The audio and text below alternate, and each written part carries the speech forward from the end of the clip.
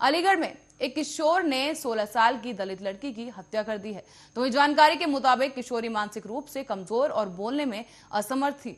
तो वहीं पुलिस ने दावा किया है कि आरोपी ने अपना जुर्म कबूल कर लिया है और साथ ही पुलिस के मुताबिक आरोपी किशोर ने बताया है कि रविवार दोपहर उसने लड़की के साथ रेप की कोशिश की और विरोध करने पर आरोपी ने उसे जान से मार दिया है। इसके साथ ही आरोपी पर आईपीसी की धाराओं समेत पॉक्सो एक्ट में मामला दर्ज कर लिया गया है। साथ ही एएसएससी और एसटी एक्ट के तहत भी ये पूरा केस दर्ज किया गया है। साथ ही पुलिस की इस कहानी पर परिजनों को भरोसा नहीं हो रहा है। हालांकि परिजनों का कहना है कि लड़की की लाश जब खेत में मिली थी तो उसके शरीर पर कपड़े नहीं थे, कई जगह जख्म थे और शरीर पर ज्यादती के भी निशान थे, लेकिन पुलिस ने रेप की बात से इनकार कर दिया है। तो वहीं पूरा मामला काफी संदिग्ध इस वक्त नजर आ रहा है और अलीगढ़ से निकलकर मामला सामने आया, जहां पर एक तरफ पुलिस कह रही है कि रेप की कोशिश अभी नहीं हुई है, रेप की बात से इनकार किया जा रहा है, तो वहीं परिजनों का यह कहना है कि जिस अवस्था में लड़की का शव बरामद किया गया उसकी शरीर पर कपड़े नहीं थे, कई जख्म भी मौजूद थे, जिसके बाद परिजनों की तरफ से लगातार इस मामले में कार्रवाई की मांग की जा रही है। हालांकि जो आरोपी है, जो मुख्य आरोपी है, उसने अपना जुर्म कबूल कर लिया है। उसने कहा है कि रेप की कोशिश की थी और विरोध करने पर लड़की की हत्या कर दी गई, और जबकि परिजनों का बयान कुछ अलग ही है। उन्होंने कहा है कि रेप किया जा चुका है लड़की की, जिस तरह से जिस अवस्था में लड़की की शव मिली है उसके दौरान उसको देखते हुए ये कहा जा सकता है कि लड़की के साथ जबरदस्ती की गई, दुष्कर्म किया गया। हालांकि पुलिस की तरफ से इस पूरे मामले में अभी तक किसी तरह की पुष्टि नहीं की गई है और पूरा मामला अभी फिर भी संदिग्ध बना हुआ है। हालांकि कार्रवाई पुलिस की तरफ से जारी है इस पूरे मामले में और ये अलीगढ़ से मामला सामने आया है। तो इस मामले में ज्यादा चर्चा के लिए राहुल आनंद, बीजेपी प्रवक्ता, हमारे साथ मौजूद हैं आर्य न्यूज पर। राहुल जी, बहुत बहुत स्वागत है आपका आर्य न्यूज में। जय हिंद। जय हिंद राहुल जी, पर ये पूछना चाहूंगी कि उत्तर प्रदेश में आखिर हो क्या रहा है? पहले हाथरस, तो कभी उन्नाव, और अब ये मामला नया सामने आया अलीगढ़ से, जहां पर एक दलित लड़की के साथ दुष्कर्म किया गया है, बर्बरता बरती गई है। इस पर क्या कुछ कहना चाहेंगे?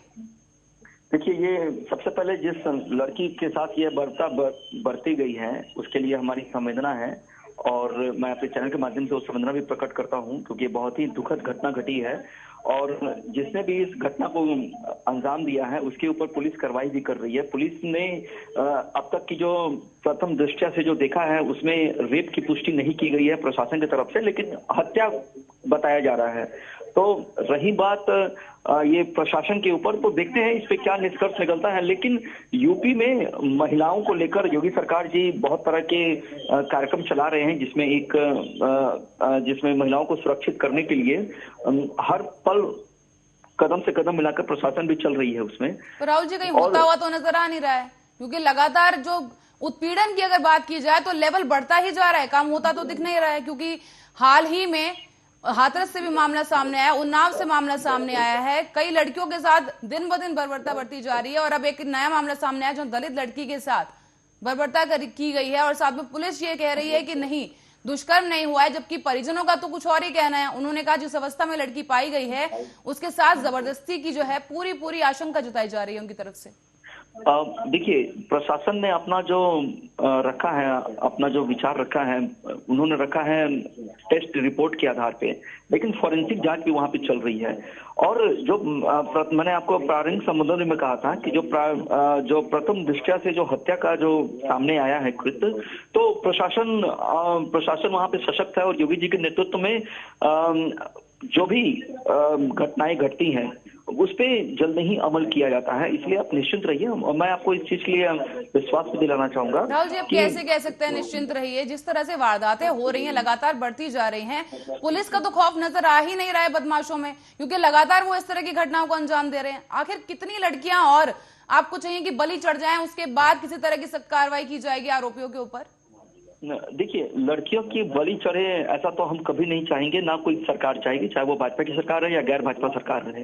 देखिए, हर किसी की एक संवेदना होती है और प्रशासन जो है वो एक कानून के दायरे में काम करता है। विधायिका का काम है उसका कानून बनाकर इम्प्लीमेंट कराना, तो विधायिका हमारी वहां पे अपने कार्य को करने के लिए सक्षम है। लेकिन जो कृत्य घटी है, तो मैं आपको एक चीज बता दूं, जो आपराधिक घटनाएं जो होती हैं उसे कम किया जा सकता है, वो से खत्म नहीं हो सकता है। ये बहुत ही खेदजनक बात है कि इस प्रकार का कृत्य घटा है उत्तर प्रदेश में, इन दिनों लगातार घट रहा है। तो कहीं ना कहीं ये एक प्रकार की मंशा का उजागर भी किया जा रहा है कि कोई ऐसा है जो प्रशासन को भी चैलेंज कर रहा है। तो प्रशासन भी अपने हिसाब से उसके ऊपर कार्रवाई करेगी, आप निश्चिंत रहिए। मैं अभी शब्दों के माध्यम से बस आपको संभावना ही दे सकता हूँ। राहुल जी, और क्या करना तो लगता है आगे कि सरकार चूक कहाँ पर हो रही है? क्या लगता है चूक कहाँ पर हो रही है? जिस तरह से वारदातें हो रही हैं, कहीं कोई विरोध करता है छेड़छाड़ का तो उसे गोलियों से भून दिया जाता है, लड़की ने विरोध किया तो उसकी हत्या कर दी गई है। पुलिस का इसमें कोई दबदबा नजर आ नहीं रहा है क्योंकि बदमाश लगातार वारदातों को अंजाम दे रहे हैं। तो क्या लगता है चूक किसकी तरफ से हो रही है? क्या लड़कियों की तरफ से चूक हो रही है, उन्हें घर से बाहर नहीं निकलना चाहिए?